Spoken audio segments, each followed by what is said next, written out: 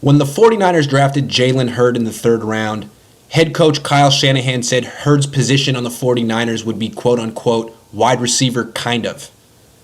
Kind of mysterious. Shanahan said he's going to play in the slot sometimes and outside the numbers. He also said Hurd could play some H-back and maybe even tight end. And he also said Hurd's going to play running back at times as well. As you probably know, Hurd played running back for 2.5 years at the University of Tennessee until he decided he didn't want to play that running back anymore because he was afraid his career would be shortened by playing that position. So he transferred to Baylor, became a slot receiver, played that position for 1 year.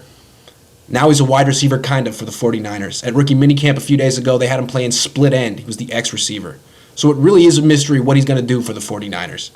Let's look closely at his college film from last season at Baylor, identify his strengths and weaknesses, maybe figure out what the 49ers see in him, how they plan to use him, and then look at the reality of what they really can do with him. So let's start with his strengths. And what I think is interesting about this guy, you wouldn't expect a running back turned wide receiver to be good at route running. And really that's his biggest strength. That's the first thing that pops off the screen when you watch video of Jalen Hurd. So this is him last year in the slot, the number 3 receiver inside, going up against a linebacker. Not exactly a tough matchup, but still, he's a very, very agile guy for 6'5", 230 pounds. It's a shake route. Easy separation. He looks like Keenan Allen in the slot on that one. Here he is running a sluggo. He's right here. He's going to fake the inside, go upfield. Again, for a 6'4", 230 guy, he has a lot of finesse to his routes. Hard jab step, hard head fake. He had a step on the guy. Bad throw. But he was a between the tackles tough guy at Tennessee. And as a wide receiver, I mean, I think the number one thing that stands out about him is his finesse, which is interesting. So I got one more route I want to show you from him against Oklahoma State last year. This is just a simple shallow cross, but he's actually lined up at split end, not in the slot, which is rare, and he doesn't run deep down the field. You'd like to see him do that, show that he could do that, so he can show that he can play outside in the NFL. He's going to need to show some speed, but here he runs a shallow cross and beats the press, which is something he didn't do consistently in college, but he did it here. He just did it with really power, shoving a guy who's back on his heels, running away from him. So the Niners get a good route runner. He's a guy who can run those dodge routes, those shake routes from the slot, as we saw. It's the type of stuff that Keenan Allen and Julian Edelman run. He can also run double moves outside or from the slot. He can run slant goes. He can run post corners. Really more than nuanced, difficult routes that you see Dante Pettis run for the 49ers. So that's not all he is, though. The difference between Jalen Hurd and Dante Pettis is Jalen Hurd is more than just a route runner. He is also very tough over the middle. He actually catches most of his passes over the middle as opposed to Pettis, who catches most of his passes outside the numbers. So let's show you some of Jalen Hurd, some of his toughness over the middle. Here he is. Where am I going here? Texas. He's running a dig route. He's right here. He's going to run over the middle, extend to make the catch, take a big hit. You want to see this from a flanker or a slot guy or a tight end. Catches that like that make you think he could play H-back in the NFL. You know, he can do some of the things that Kittle does, George Kittle. Let's watch that one more time. I like that catch. Free release, but a nice tight speed break, extends to make the catch, and takes the hit, and falls forward, works forward like a real big bruising running back. Next, we're going to go to Kansas State. Here he is in the slot. Another dig route. He ran this route a ton, mostly from the slot. Catches the ball in space, braces for the hit, doesn't get the first down, but doesn't drop the ball either. So right there you see his running back mentality. He's very comfortable over the middle. He runs that dig route from the slot almost like he's running a Texas route from the backfield. Just a quick break over the middle, and if he has a little space, he can secure the catch, and then people just bounce off him. He doesn't mind contact. So clearly he looks like a running back with the ball in his hands. He's got that toughness.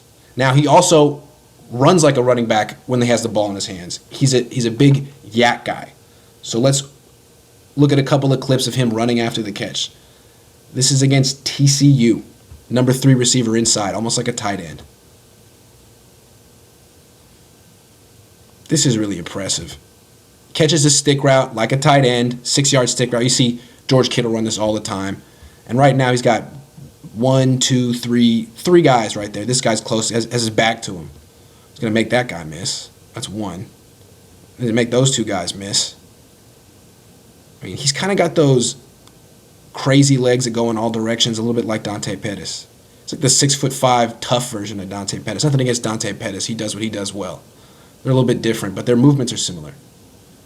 I can see why Kyle Shanahan liked both of them. All right, now let's go back to Kansas State. Check out another play where Hurd gets big yards after the catch. Where you at? Here. Here he's in the bunch inside. This play is something the Niners run. This is in their playbook. They usually run it from with the quarterback under center, not in pistol, but it's the same concept. You see Kittle run this route a lot where he leaks out behind the offensive line, which protects him from getting jammed or which would throw off the timing of the play. It's going to be a play action rollout. And once he gets a little momentum, he moves pretty well.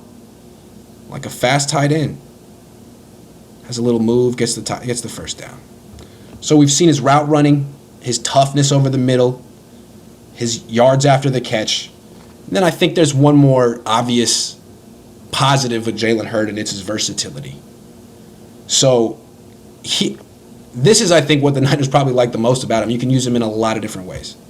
So let's find him here against Oklahoma. Here's one way you can use him in the red zone. They have him in the slot. Sometimes they split him out wide in the red zone. He's just going to run a corner route and be 6'5". He uses his good route running, pushes off a little bit, uses his size. He's open. He's got separation, jumps up, makes the catch. Not exactly a contested catch, but a very good catch. He's capable of creating space in tight quarters in the red zone and then jumping and making a high-pointed catch. Now, he's not very good at making contested catches. We'll get into that later. He only made 4 of 18 contested catch opportunities last season at Baylor. But really, remember, he's only played the position for 1 year. So maybe he could still improve in this area. You see, he's 6'5", he can jump, he can make this type of catch. He just didn't do it frequently or consistently in college. So let's put this in the category of creating space in tight quarters and then jumping and catching the ball at the highest point. So that's one way you can use him in the red zone. The Niners need help in the red zone. They rank 32nd there. Let's look at another way you can use him in the red zone. Let's go back to Kansas State. Where are you at? All right. Here he is in the I formation. You know, I think one of the things that probably appealed to Kyle Shanahan about Jalen Hurd is not only that he was a running back in college, but he ran from the I formation. He ran a lot of the same concepts that the Niners have in their playbook, and he has the same starting point, the same depth in the backfield, the same landmarkers, the same angles. What he's going to do with the 49ers in the run game is similar to what he did in college. So here's a way you can use him in the red zone. Here's the 1 yard line. The Niners have really no one good to give the ball to at the 1 yard line. All their running backs are 205 pounds or smaller. Maybe Tevin Coleman's 210, but he's not really a short yardage guy. Jalen Hurd potentially could be their short yardage guy as a rookie. I mean, who on the Niners can do this right now?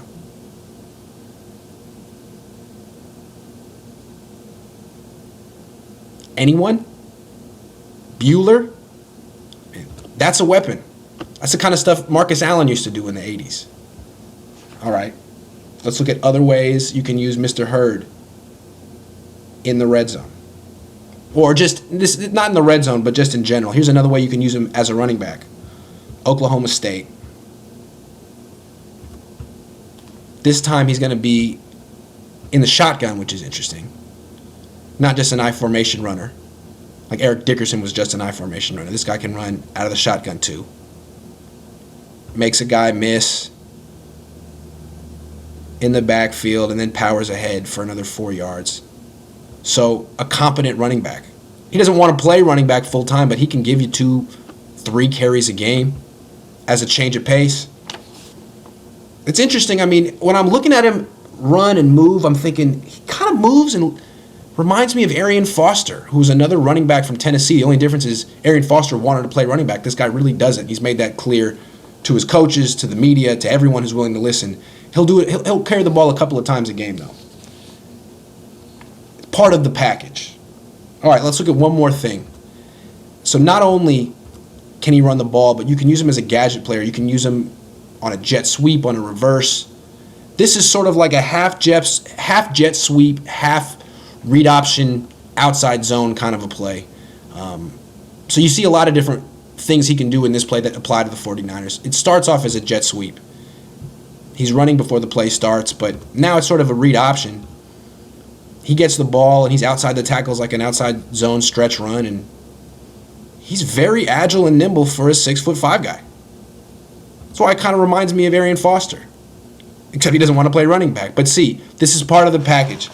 I think he's probably a more of a threat running a jet sweep than Dante Pettis is, just because he's more physical. He might even be more of a threat running a fly sweep than Deebo Samuel too. So that's going to be one of the ways he could help the 49ers. Now we need to look at his weaknesses, though, because those are just as significant as his strengths. I'm going to start with something that's a little bit controversial, but to me, a weakness of his is his speed. There was rumors that in high school he ran the 40-yard dash in 4.37 seconds. I don't see 4.37 speed on film. At his pro day, he ran the 40-yard dash in 4.66 seconds. I don't see that either. I think he's a little bit faster than that. He's coming off a knee surgery. But is he faster than a 4.5? I don't think so. I think he's in the mid 4.5s, similar to George Kittle. Maybe not even as fast as George Kittle. I would think, if I had to guess, at his fastest, he's probably 4.55, maybe a little bit slower, 4.57. That's what he looks like. Here he is weighing 225, 230 pounds. So I'm going to show you. He's running just a fade route from the slot. He almost never ran fade routes at Baylor, and I think I understand why. I think it's because he's not that fast. He's better at running, sharp in-breaking routes, sharp out-breaking routes, double moves, not necessarily running in a straight line. So let's check it out.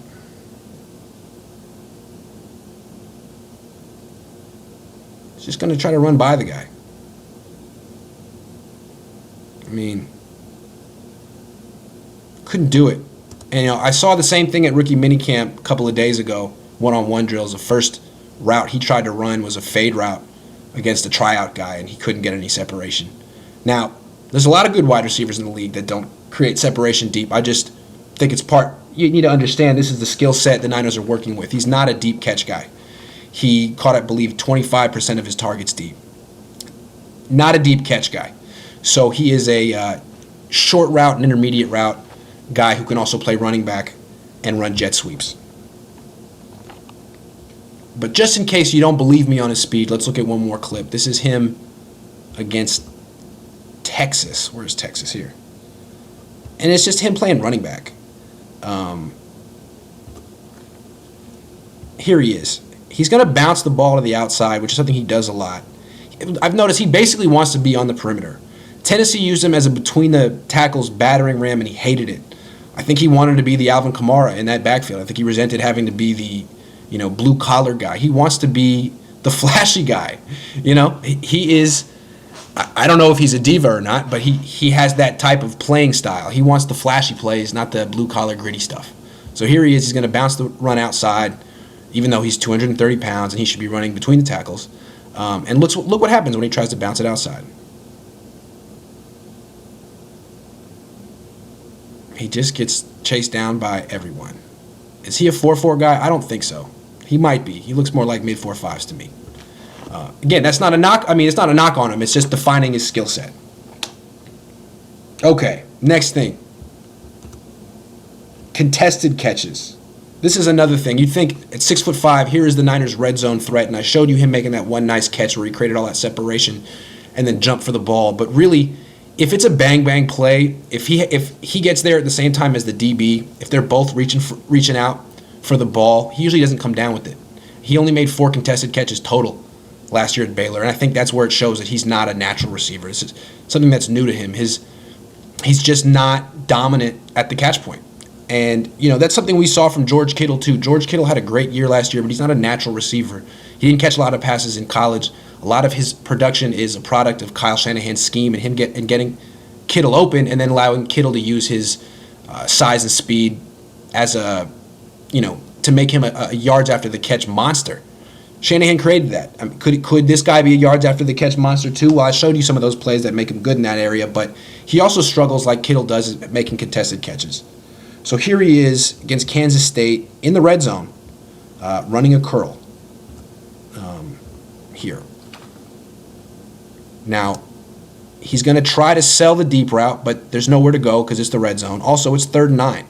So this corner here is pretty much squatting at the sticks, waiting for the break, and sure enough, it comes right about at the sticks. He's going to run a deep curl. Not going to create the separation he normally does. So now he's in a contested catch opportunity. It's like Shanahan loves these guys. Not to pause it right in the middle of the play, but just to give some context, Shanahan loves players who create separation. Like Jalen Hurd, like Dante Pettis, like Deebo Samuel. The issue with Shanahan and that philosophy is it's hard to create separation in the red zone.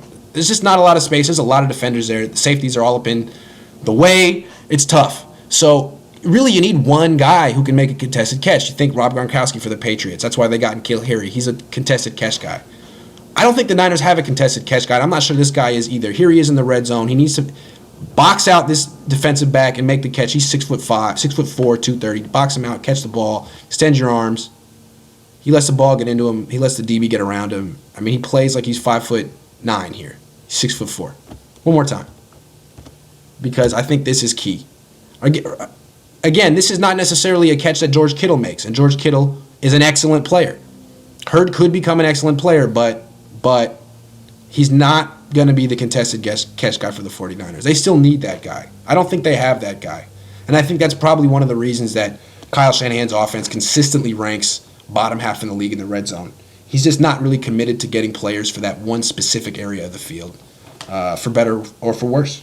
I would argue for worse. He would argue, oh, well, let's just score from outside the red zone and kick lots of field goals with Robbie Gould. Okay, another one. Contested catch, West Virginia. Where you at, West Virginia? Here we go. Okay. Here he is from the slot. Right here. And he's going to run another dig. This time, he's running it against zone. This time, the defender's going to meet him at the ball. It's going to be a bang play. And the ball's going to go through his hands. It's going to be intercepted. And he's just going to sort of walk around, not make a play. This isn't. I mean, it is a contested catch. It's a bang play. It's you'd hate to say it's here in the footsteps. He's not the most reliable receiver. I wouldn't call him he is a short and intermediate route receiver, but he's not necessarily a possession receiver. I wouldn't expect him to be the kind of guy who catches 70 to 75% of his targets in the NFL. He's kind of a gadget player. A guy who does drop his fair share of passes. Now let's look at his hands, because I think this is a major issue for him. Let's go back to the Texas game. Where's the Texas game? Here you are. Okay. You've probably seen this play before. I have a few clips of him dropping passes, but this one was pretty bad. And it sort of explains, I mean, I talked to you before about him having the potential to be a red zone threat, but not really being one yet, because he doesn't make contested catches. And if you look at his splits, he only made 2 touchdown catches in the red zone last season. Only made 4 touchdown catches total. Baylor didn't really feel comfortable going to him in that area of the field, and I'm not sure that just like the Niners aren't comfortable going to Kittle in the red zone either, because of plays like this. I'm talking about Hurd. He's open. He beat that guy one-on-one, crossed him up. You got to catch that. That's a well-thrown ball. Watch it one more time. And these are the kind of drops that George Kittle had a lot of as a rookie. Kittle was not reliable. He really got Brian Hoyer benched early on. Has improved a lot since then, but he's still someone that Shanahan doesn't really trust in the red zone. Okay, Kansas State. Here's another drop on a dig route. Let's get it. Let's pull it up. Okay. Here he is here. He runs a dig all the time at Baylor. But the ball just goes through his hands. I mean, he dropped 8.5% of his targets last season. There's no one around him. You know, if he makes that catch, he's tough. Guys would bounce off him. He doesn't have a problem running through the middle, but he's just not reliable with his hands because he's really not a wide receiver. He's a running back who runs very good routes. He looks like a wide receiver. He moves like a wide receiver, but he's not a wide receiver, and you see it with some of these drops.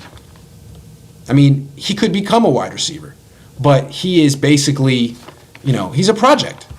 He has he lacks experience, and you can see it. Behind the curve, someone who hasn't done this very long, even though it seems like he has when you look at his routes. The final thing we want to look at, and I think this is really important when it comes to Jalen Hurd. Usually I don't look at this with wide receivers because it's not that important for wide receivers, but for this guy who may have to become an H-back or a tight end, it's blocking. Now, I don't think he's fast enough to play on the outside. He didn't play on the outside at Baylor. If he had the speed to play on the outside, I think they would have played him out there. I think the reason he played almost entirely in the slot is because he's not that fast. So the question is he just a slot receiver, or is he a slot receiver and an H-back and a tight end?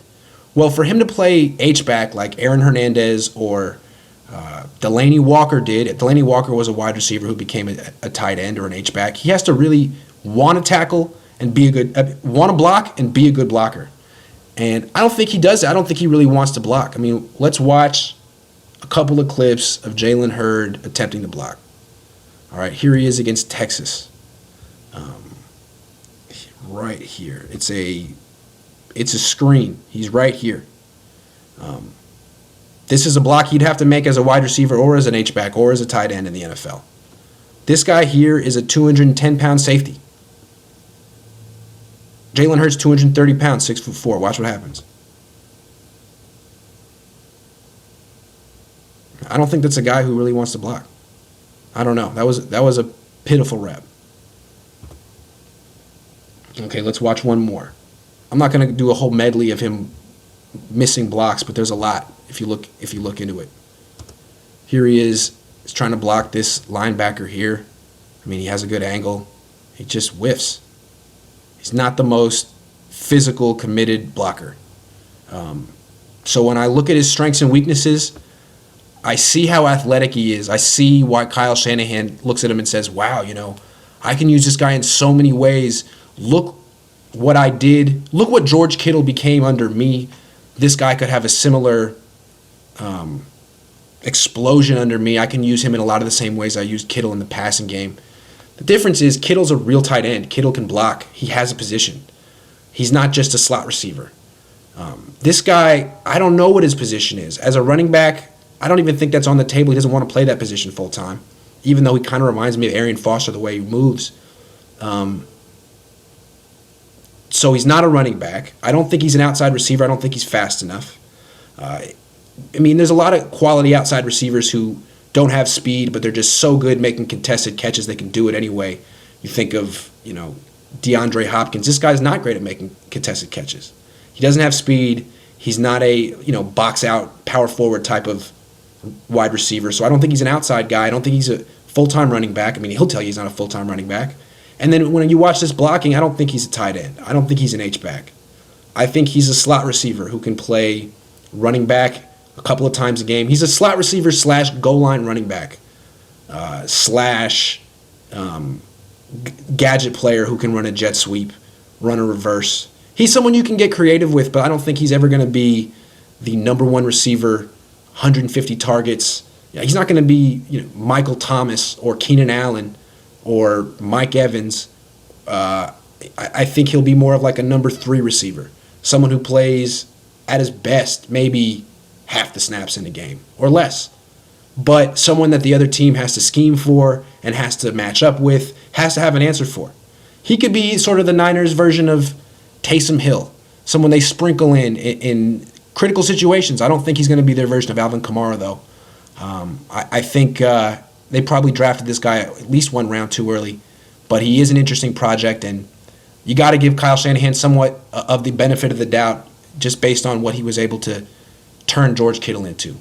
I see a lot of similarities in between Kittle and Hurd, just in how the Niners probably could use them in the passing game. And I showed you earlier Hurd run that underneath crosser behind the offensive line on that play-action rollout. I'm sure Kyle Shanahan saw that and said, oh, this guy's an easy fit in my passing game. He can run a lot of my concepts right now as a rookie and get on the field. So, slot receiver, it'll be interesting to see what the Niners do, because right now they have him trying to learn split end, and he has the route running to be able to play split end. Can he consistently beat the press, and is he fast enough to play that position? And if not, can he learn how to make the back shoulder fade? Can he catch the back shoulder fade and be a contested catch beast? I mean, he has the frame to do it.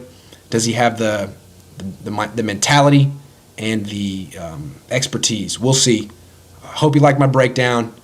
Tell me what you liked and didn't like in the comment section. And if there's anything I missed on this guy's a play where he dusted someone deep, or a play where he just blocked someone out of the screen, let me know. I'm happy to change my mind on this guy. Thanks for watching.